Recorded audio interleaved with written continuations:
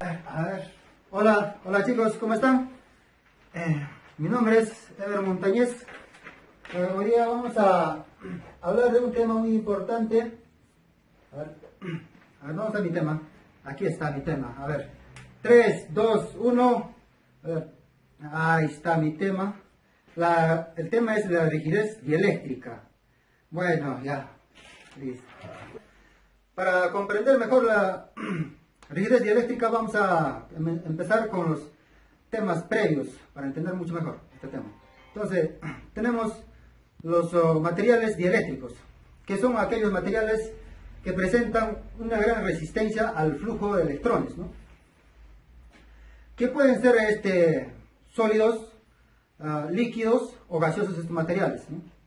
Por ejemplo, en un sistema eléctrico de potencia, que este sistema es destinado a la generación, transmisión y distribución de energía, en el que los equipos de protección deben estar correctamente configurados y dimensionados con el material dieléctrico apropiado, ¿no? Para satisfacer, ¿no?, exigencias técnicas, físicas y eléctricas que las normas nacionales e internacionales establecen, ¿no? Para que no haya una falla. Los materiales dieléctricos cumplen una función muy importante. Tienen como objetivo principal prevenir la descarga eléctrica o extinguirla rápidamente, ¿no? Entre ellos, los más conocidos y utilizados tenemos de los equipos de alta y baja tensión. Tenemos el aire, el nitrógeno, el dióxido de carbono y entre otros. La tensión de ruptura de los gases es aproximadamente proporcional a su densidad. También la tensión de ruptura aumenta con la presión, ¿ya? En los dieléctricos líquidos, el contenido en la mayoría de los equipos eléctricos de alta tensión, en los dieléctricos líquidos, tenemos el contenido en la mayoría de los equipos eléctricos de alta tensión es un subproducto de la destilación de petróleo, ¿no?, que se denomina un aceite aislante. El aceite mineral es como medio aislante y refrigerante, que es el más usado, ¿no?, en el transformador de potencia y algunos interruptores. Los valores de la resistencia de ruptura van a estar más influenciados por la humedad, ¿no?, y el contenido de las partículas contaminantes, ya que estos contaminantes y la humedad va a aumentar la conductividad. Y los dieléctricos sólidos presentan mayor resistencia al paso de la corriente. Entre ellos se clasifican en sólidos, orgánicos y inorgánicos. En los sólidos orgánicos tenemos como ejemplo el polietileno, los poliésteres, los policarbonatos, las resinas epoxi, la goma silicona. Y en los sólidos inorgánicos tenemos la alumina, la porcelana, la mica y óxido de silicio, y entre otros. Vamos a hablar de la resistividad del dieléctrico. Entonces, en los dieléctricos la temperatura y las impurezas van a modificar las cargas libres presentes y el valor de la corriente que circula, ¿no? Como por ejemplo en esta tabla tenemos la resistividad de materiales dieléctricos. Tenemos el cuadro aquí de los materiales, por ejemplo del aceite del transformador, a condiciones es un líquido, pero a condiciones de temperatura de entre 20 a 25 grados tenemos una resistividad de 1 por 10 a la 18, ¿no?, ohmios por metro.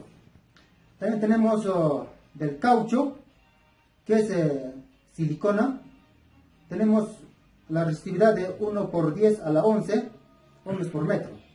También tenemos de madera, que es un sólido, también de 20 a 25 grados Celsius. Tenemos entre 4.1 a 1 por 10 a la 11 ohmios por metro.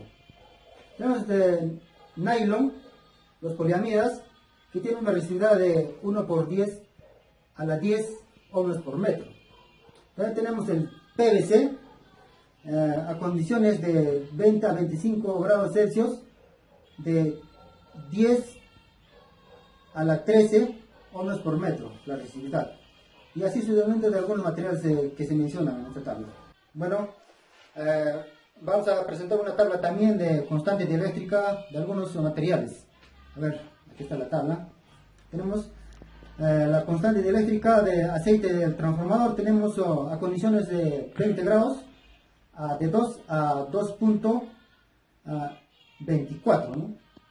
También tenemos de aire seco, que es un gas a 0 grados. Tenemos de 1006. También tenemos de mármol, que es un sólido, a 20 grados tenemos la constante dieléctrica es 8.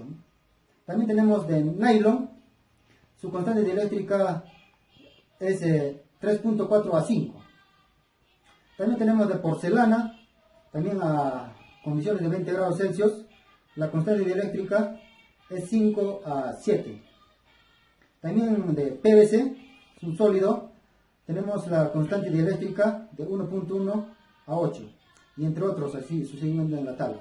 Bueno, continuando con la exposición, va a proceder mi compañero de grupo a exponer sobre rigidez dieléctrica propiamente dicha.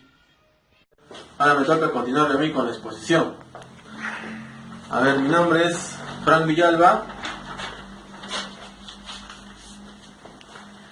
A ver, esta parte de la exposición ya es un poco más fácil. A ver, la rigidez dieléctrica. La rigidez dieléctrica de un material es conocida también como el máximo gradiente de potencial o como la máxima tensión que debe soportar aquel material antes de que se produzca una corriente disruptiva, o para que cause una perforación o para una destrucción. Pero tenemos que ver que este material no pierde esas propiedades de aislante que tiene. La rigidez dieléctrica se expresa en kilovoltios sobre milímetro o voltios sobre metro. Ahora, la destrucción o perforación es en los aislantes sólidos. En un dielectro líquido o gaseoso, el material se autocicatriza. ¿Qué es lo que significa esto? Que cuando ocurre cuando sobrepasa la rigidez dieléctrica aumentando la tensión, ocurre un fenómeno en su interior de vaporización, produciéndose una regeneración parcial hasta que otro proceso de ruptura ocurra. Las características de ruptura de los gases se presentan en las curvas de Paschen, en donde se traza una tensión de ruptura en función a la presión P y a la distancia de los electrodos D, como se puede observar aquí. Ahora vamos a ver una tabla que nos habla sobre la rigidez dieléctrica de algunos materiales utilizados comúnmente en la parte eléctrica. Bueno, primero vemos el aceite del transformador. Es un líquido a condiciones de 20 grados centígrados, tiene una rigidez dieléctrica que dice de ahí de 15 a 200. También tenemos el aire, que se hace en seccionadores de 0 a 0 grados a una atmósfera, su rigidez dieléctrica es de 3. Luego, siguiendo más abajo, tenemos la porcelana. La porcelana, un sólido que a 20 grados Celsius tiene una rigidez dieléctrica de 5.7 a 38. Luego el PVC, que es el aislamiento para todos los conductores, a 20 grados Celsius tiene una rigidez dieléctrica de 15 a 40. También tenemos el vidrio, que es para aisladores en altas tensiones, en líneas de transmisión, tiene una rigidez dieléctrica de 10 a 48. El efecto corona. Empezamos a hablar qué es el efecto corona o qué es lo que pasa, ¿no? Si el campo eléctrico de un punto sobrepasa el valor de la tensión disruptiva del material presente, se producirá una ionización con creación de cargas libres por destrucción de moléculas equilibradas eléctricamente. Esto ocurrirá en las cercanías de la superficie del material, presentándose un halo luminoso. Este fenómeno es conocido como efecto corona. Puede ocurrir entonces que el valor del campo eléctrico solo se presente en determinados lugares, o sea, por concentración de campo debido a un diseño incorrecto, o bien a la presencia de un distinto valor epsilon. Vamos ahora a ver un poco de lo que es el efecto corona en línea de transmisión. Aquí vemos esta imagen. Como se puede ver, es un halo luminoso sobre esta línea de transmisión. Como vemos ahora en esta imagen, es lo que se presenta en el efecto corona. Ahora vamos a dejarlos con un poco de un video. Después de ver el video, regresamos.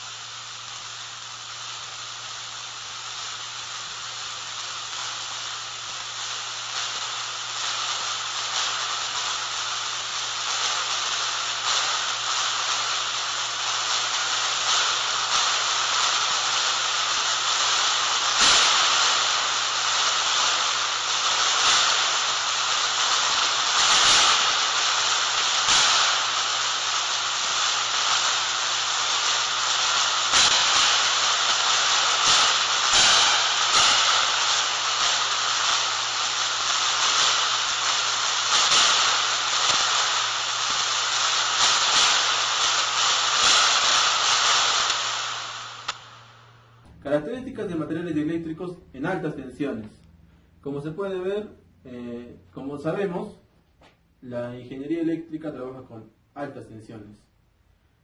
Independientemente de sus propiedades físicas y químicas, los dieléctricos bajo acción de un campo eléctrico presente presentan los siguientes fenómenos: polarización, conducción, generación de calor debido a pérdidas de energía en su interior, ruptura eléctrica para campos eléctricos superiores al crítico. Dado que los materiales eléctricos son aislantes imperfectos y que cuando se les aplica una diferencia de potencial se tiene la presencia de una corriente de fuga formada por corriente de capacidad, corriente de conducción y corriente de absorción. Ruptura dieléctrica. El campo de ruptura E sub R es la intensidad de campo eléctrico que hace que un material dieléctrico se convierta en un conductor. La ruptura dieléctrica es seguida por la circulación de corriente eléctrica a través de la reacción conductora formada. Es decir, en materiales como aislantes se rompe esta rigidez dieléctrica y transcurre por el contorno de nuestro aislante. Si la conducción se produce en gases ionizados, esta conducción posterior a la ruptura se conoce como un arco o una chispa. Ahora vamos a hablar de materiales dieléctricos para altas tensiones. Aquí debe aparecer el tema. En esta sección vamos a presentar algunos dieléctricos usados en equipos y dispositivos en alta tensión, que son de gran interés en la energía eléctrica. Comenzamos con los aislantes sólidos. En estos aislantes sólidos tenemos principalmente los que son los aisladores. Tenemos los aislantes de porcelana, tenemos los aislantes de vidrio y tenemos los aislantes poliméricos. Como sabemos, estos aislantes son utilizados más frecuentemente en las líneas de transmisión para separar la parte de la estructura metálica de la línea que conduce. Acá podemos ver una imagen de ello. Tenemos varios aisladores que pueden ser también los de tipo PIN y entre otros. Ahora pasaremos a hablar sobre los dieléctricos líquidos. Los líquidos dieléctricos proveen aislamiento eléctrico y refrigeración. Estos se pueden recuperar con un proceso adecuado, pero la influencia de los contaminantes es mayor en los gases. Usados en aparatos dieléctricos de alta tensión, son hidrocarburos líquidos refinados del crudo del petróleo. Los contribuyentes aromáticos son deseados debido a sus propiedades de absorción del gas y de las características de oxidación. Estos son utilizados en los transformadores y en los relés que van encima de los transformadores para protegerlos, como podemos ver en esta imagen. Se puede observar el transformador, que vamos a hacer un corte dentro de él para ver el líquido que está ahí adentro, con otra imagen, como se puede observar ahí. Ahora vamos a ver el relé Buchholz, que este protege al transformador y un poco de su funcionamiento. Ahora vamos a pasar a ver un video sobre qué es esto, qué es el relé Buchholz y un transformador en funcionamiento. Cómo es que el aislante líquido protege al transformador. Conectadas a lo que es nuestro tanque de expansión y la cuba. Cuando suceden ciertas complicaciones dentro de nuestro transformador, este mismo va a expulsar gases, porque recordemos que se encuentra con un aislante de aceite, normalmente en este tipo de transformadores. Esos gases van a ascender por esta tubería y van a llegar a esta recámara, el relé, donde vamos a poder ver un flotador superior. Dentro de la recámara, como nos mencionó el ingeniero Cornejo la sesión anterior, gases dieléctricos. Algunos materiales gaseosos son aislantes y que en presencia de campos eléctricos elevados pueden convertirse en materiales conductores. Esta condición de conducción es conocida como descarga. El aislante gaseoso de más amplio uso es el aire y se encuentran en sistemas de transmisión en alta, media y baja tensión. Ahora vamos a ver el uso que se da en diferentes estos. Vamos a pasar imágenes también y comenzamos con los aceites. Las aplicaciones en los que se dan los aceites dieléctricos son estas. A ver, enumeramos la primera, que como ya hemos explicado anteriormente, es en los transformadores de potencia y de distribución. Como vemos aquí, un transformador de potencia. En los condensadores, en los convertidores, en interruptores de potencia. Como podemos observar, todos estos elementos pueden estar ubicados al aire libre o expuesto a bajas temperaturas. Ahora pasamos al gas dieléctrico. El gas dieléctrico más utilizado es el hexafluoruro de azufre en alta tensión. Sus aplicaciones son las siguientes. Vamos a enumerarlas. Interruptores de media y alta tensión usados como medio de extinción del arco. Seccionadores. Reconectadores. Transformadores usados como aislamiento. Subestaciones aisladas en gas GIS. Interruptores automáticos. Ahora pasamos a los cerámicos, a los polímeros y vidrios dieléctricos. Los cerámicos, polímeros y vidrios dieléctricos son formados por mezclas de arcilla y otros componentes, los cuales son sometidos a un proceso de cocción y a una determinada temperatura pueden llegar a la fusión. Ahora vamos a las aplicaciones.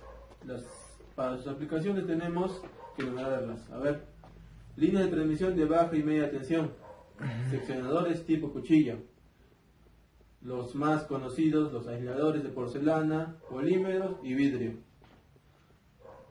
Ahora, para rayos,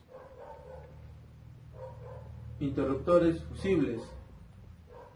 En transformadores, interruptores de aceite, condensadores. Bueno, hasta aquí sería lo que es rigidez dieléctrica. Vamos a continuar con otro tema. Hasta la próxima, suscríbanse y denle like. A ver, compañeros, buenas tardes. Vengo acá del trabajo. Siguiendo con las conversaciones, con las exposiciones que tenemos, ahora vamos a tocar un tema muy importante para la familia y para lo que es la ingeniería eléctrica. Primeramente voy a presentar. Mi nombre es Euler Radko. Ahí está, Euler Radko. Y bueno, avancemos con el tema. El tema es energía electrostática. Ahora, ya tenemos el tema y ahora vamos a seguir primeramente por las definiciones. ¿Qué es una energía electrostática? La energía electrostática naturalmente viene de las cargas. Una carga que, por ejemplo, que tenga 5 átomos positivos y otro que tenga una carga de 3 átomos positivos, por decir. Hay una cierta diferencia en esos dos, que son de dos átomos positivos. Esa pequeña diferencia nos va a producir una descarga electrostática, que es un efecto, claro, de la acumulación de electrones o de protones que están ahí, quietos, estáticos. Ahora, estos temas de energía electrostática lo vamos a ver muy cotidianamente en la familia. Es el tema que toqué principalmente. Ahora, ¿por qué lo toqué? Porque todos en la familia, todos en nuestro hogar, todos en la casa del vecino, del tío, del abuelo, tenemos los tomacorrientes. Sí, esos tomacorrientes que usted usa para conectar su arbolito, sus juegos de luces o para apagar el internet. El tomacorriente tiene en sus bornes, por decir, están prácticamente energizados. Por ejemplo, no sé si usted, el que me escucha, siendo profesora, siendo licenciada, siendo doctora, siendo ingeniero, quizás una vez se le haya intrigado, ¿no? ¿Por qué cuando toco la lavadora que tengo en la casa, la cocina que tengo, el microondas que lo tengo, ¿por qué en el momento de tocarlo me pasa ese pequeño descarga eléctrica? Esa pequeña descarga eléctrica, como lo dice, es producto de que en ese material que hemos tocado hay cargas que están ahí, o sea, hay cargas quietas, por decirlo de un modo, y que tú al tocarlos haces un contacto, cierras el circuito y obviamente te va a pasar la corriente por ti y eso va a pasar a tierra y cierra prácticamente el circuito, ¿verdad? Como ya le explicamos todo por qué cuando una persona, una niñita por decir, no sé cómo se llamará, toca la superficie de un material por decir que no justamente está hecho para conducir electricidad, pero ahí está la carga, usted lo toca y le pasa corriente. Todos esos problemas ya se han estudiado, o sea, no hay más que añadir más, o sea, no hay más que estudiar a profundo. Nosotros como ingenieros electricistas lo que vamos a hacer es proteger a la familia con productos certificados por la IEC o normas americanas que de una forma u otra van a protegerlo a usted. Por ejemplo, aquí tenemos lo que es un diferencial. Este diferencial, si ustedes lo ven, es de 30 miliamperios. Ya que estamos tocando el tema de diferenciales, vamos a abarcar un poquito más, describir un poquito más este pequeño aparatito, que es muy diferente a lo que usted tiene en casa, que es el termomagnético. El termomagnético se usa más que todo para proteger el conductor ante la elevación de temperatura y cuando haya un cortocircuito o elevadas corrientes. Este pequeño aparatito que vamos a sacar, que tiene un botón de TED y claro, no la llave que cierra y abre el circuito. Este circuito lo que te va a hacer es proteger a la familia. ¿De qué manera? Cuando, por ejemplo, usted está usando su microondas Y viene su hijita y lo toca el microondas y le pasa, ¡ay! Me tocó, me pasó una corriente, se mueve. Y ya, pues, y se pone a pensar, mamá, ¿por qué me pasó la corriente? Y usted va en ese momento va a decir, a ver, hijita, ¿qué pasó? ¿Por qué te ha pasado corriente? O sea, su mamá tampoco va a hacer, o sea, su mamá tampoco lo va a, como decir, lo va a identificar a primera vista. Porque son temas ya físicos, o sea, ahí ya tienes que meterte en lo que es la ciencia. Y en la ciencia de electricidad, claro, ¿no? Ya, sigamos con la descripción de este productito de qué es el diferencial. Este diferencial, al haber una pequeña corriente que va a pasar por tu cuerpo, y esta pequeña corriente es, como decir, son miliamperios. Y en la entrada, en tu medidor de la casa va a haber como decir, un medidor, un contador, voy a decir, ¿no? Que te mide la corriente que sale, pues, ¿no? Y la que regresa. Lo que va a hacer es comparar esa corriente, si hay una pequeña diferencia, este pequeño aparato lo va a detectar y va a saltar. Y de esa manera lo va a proteger a tu familia. Eso pasa en cuestión de milisegundos. Una vez que hemos hablado de lo que son diferenciales, lo que nos dice la norma técnica peruana es que, no sé si habrán escuchado ustedes lo que es la puesta a tierra. Una puesta a tierra simplemente es, como dicen los ingenieros, es una barra de cobre en un agujero. Es una puesta a tierra. Y ya bueno, lo que nos dice la norma técnica es que un diferencial nunca va a sustituir un pozo a tierra. Pero usted se dirá, ¿pero por qué? La respuesta es simplemente porque el pozo a tierra lo que va a hacer es poner todas las tensiones que haya en su lavadora, en su microondas, en su televisor a cero. O sea, va a ser algo, una protección equipotencial para todos sus equipos. Su símbolo del pozo a tierra es el clásico, ¿no? Es este de acá, con 4 líneas negras y la varita, ¿no? La barra que significa el barra de cobre. No es así porque a veces cuando usted va a lo que es los juegos mecánicos acá, hemos tomado fotos y la han puesto así al revés, pozo a tierra acá abajo. Son detalles que francamente tienen que llamar a un ingeniero electricista, a un técnico electricista que sepa de la rama, porque no puede ser posible que falsos técnicos que se hagan pasar por eléctricos pongan de esa manera, ¿no? Es en que arma la parte eléctrica.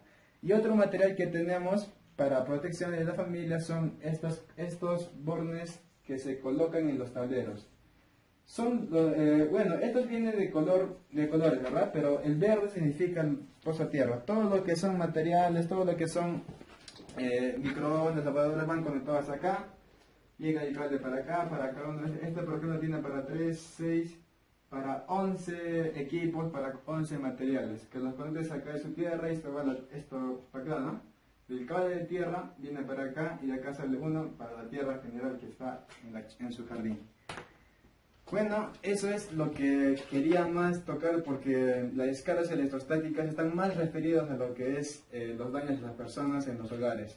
Una vez que hayamos terminado de hablar lo que es rigidez eléctrica, energía electrostática, vamos a continuar con el siguiente tema y último tema para no aburrirlos, que es la capacitancia. Este tema va a estar a cargo de nuestro compañero David Turpo Dávila, que ya viene, ¿no? Turpo, ven. Mi nombre es David Turpo Dávila, soy estudiante de Ingeniería Eléctrica, estudio en la Universidad Nacional de San Agustín de Arequipa. Compañeros, vamos a hablar sobre la capacitancia. ¿Qué es un capacitor? Un capacitor es un condensador, un dispositivo utilizado en electricidad y en electrónica, usualmente, ¿no? Más que todo, en las dos áreas se utilizan mucho los capacitores y son de mucha importancia también, capaces de almacenar energía sustentando un campo eléctrico. ¿Cómo es que llega a cargar? Bueno, son dos placas conectados con una fuente, se cargan porque es una característica de los capacitores que se genera un campo eléctrico dentro de las dos placas y ahí podemos cargar cargas, o si no, una energía, la cual podemos utilizar de muchas maneras, ¿no? Tenemos una fuente aquí, lo conectamos en un capacitor. El capacitor está formado por dos placas, una placa que está superior y una capa que está en el inferior. Las dos placas puede estar separado por un dieléctrico, o si no, puede estar sin dieléctrico. Pero usualmente vamos a tener un capacitor que tenga un dieléctrico. En superior se carga positivamente. Cuando lo conectamos, la fuente, como en esta forma, lo positivo viene hacia arriba y lo negativo va hacia abajo. El capacitor está relacionado, es directamente proporcional a la fuente. El capacitor es igual a carga sobre el voltaje, ¿no? Con la cual la carga se va a estar cargando la capacitancia por el voltaje que lo vamos a dar nosotros. Entonces, lo que se quiere es que tenga más capacitancia. Ya, en esta parte yo les voy a hablar sobre... En esta parte podemos observar cómo se carga positivamente y negativamente. Conectamos a una batería o una pila, que se puede decir, que vamos a... La parte positiva, que sería la parte positiva de la pila, que se carga positivamente, y la parte inferior se carga negativamente. Esto es, la distancia es inversamente proporcional a la capacitancia. Si tenemos menos distancia o pequeña distancia, hay más capacitancia que cuando tenemos o cuando disminuimos o cuando aumentamos la distancia, ¿no? Como podemos observar, ahí tenemos y vamos variando la distancia. El área es directamente proporcional a la capacitancia. Cuando tenemos más área, tenemos más capacitancia, o la capacitancia se aumenta, y cuando tenemos un área pequeña, la capacitancia disminuye. El efecto dieléctrico es lo que les decía anteriormente, ¿no? ¿Qué es lo que pasa cuando tenemos un dieléctrico? Bueno, en esta parte las cargas positivas y negativas, cómo se comporta cuando lo conectamos un dieléctrico en las dos, bueno, en el interior, o como verán, aumenta la capacitancia, y cuando lo vamos distrayendo se disminuye la capacitancia. Como verán, hay más carga, ¿no? Como se puede observar, y se puede cargar, bueno, se almacena más carga. Entonces diremos que tenemos más capacitancia o mayor capacidad de almacenar cargas. Esto sería, y lo vamos sacando, como podemos observar, tenemos más carga. ¿Y esto qué se debe? Esto sería la teoría, ¿no? La capacitancia es igual a permitividad dieléctrica por área sobre distancia. La separación de las dos placas, ¿no? La área de la placa sobre la separación de las dos placas. La capacidad también es una medida de la cantidad de energía eléctrica almacenada para un voltaje dado. Claro, es lo que depende del voltaje. O si no, como les mostré anteriormente, la capacitancia es igual a carga almacenada sobre voltaje. La cantidad de energía eléctrica almacenada para un voltaje dado, que sería para un voltaje dado, claro.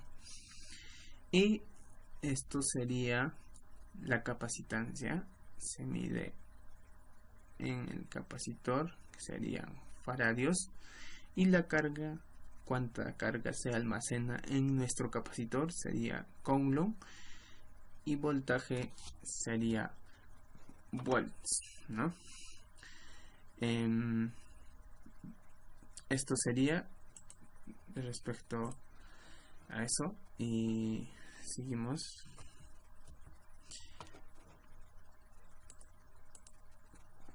Un capacitor se usa en corriente alterna para corregir la fase,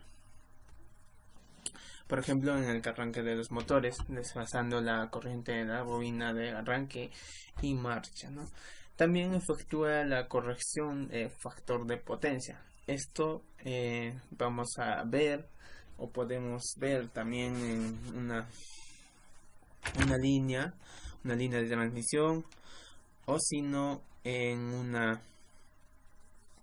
carga, ¿no? Cuando tengamos un generador y con el generador vamos a estar alimentando con una fuente, vamos a estar alimentando una carga X. Entonces, por ejemplo, una carga podría ser un motor, o si no, más que todo un motor, ¿no? Entonces, lo que queremos es que tenga más energía o potencia reactiva.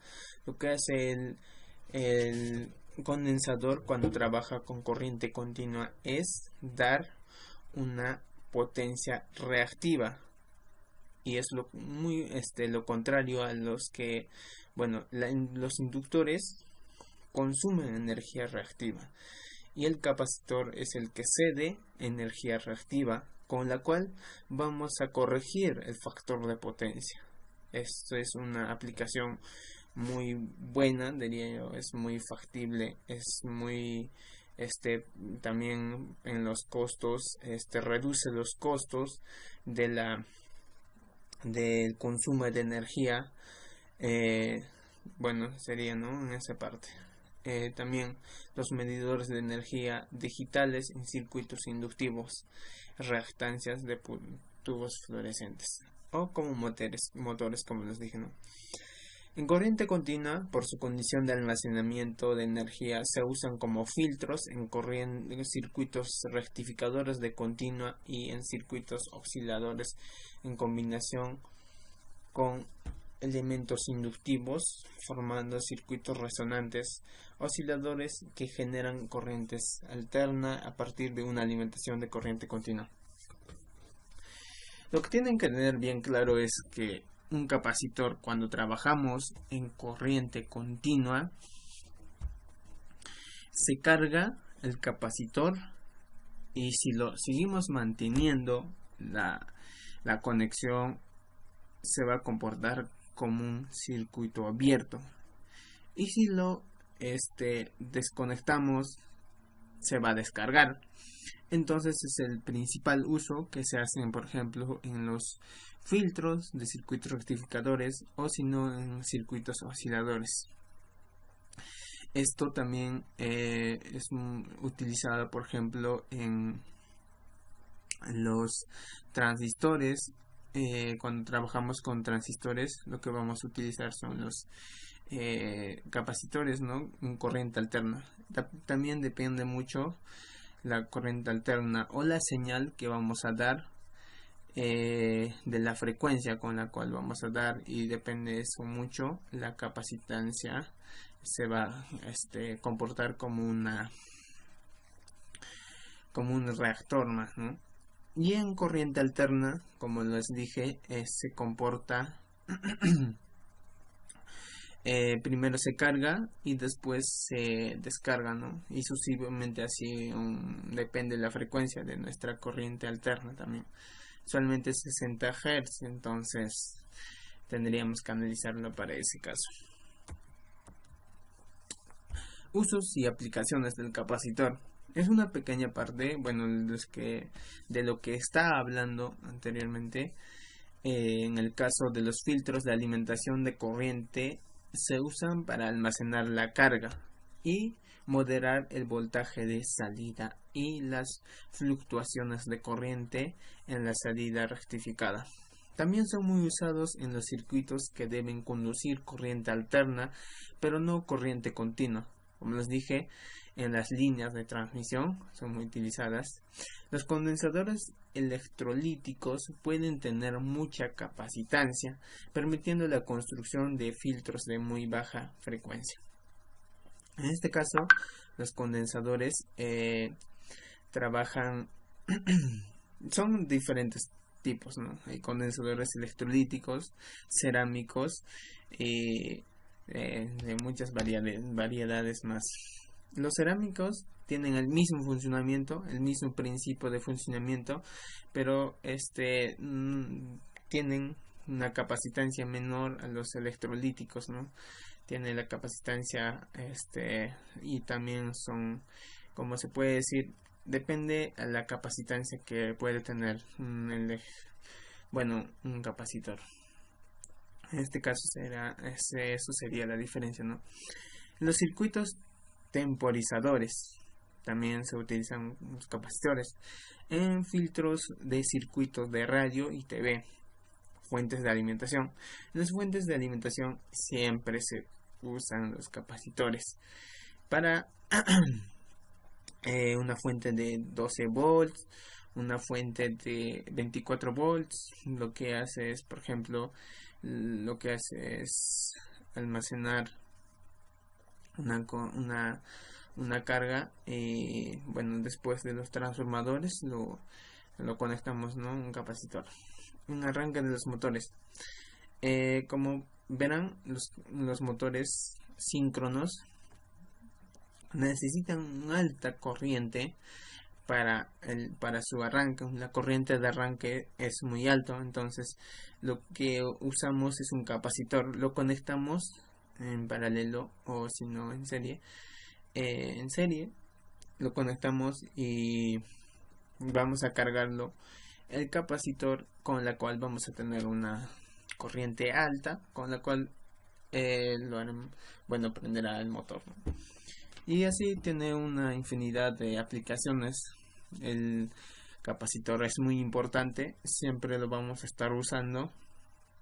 En cada día su uso va avanzando más, ¿no? Que es muy importante en la electricidad, en campo de la electrónica y en campo de eléctrica.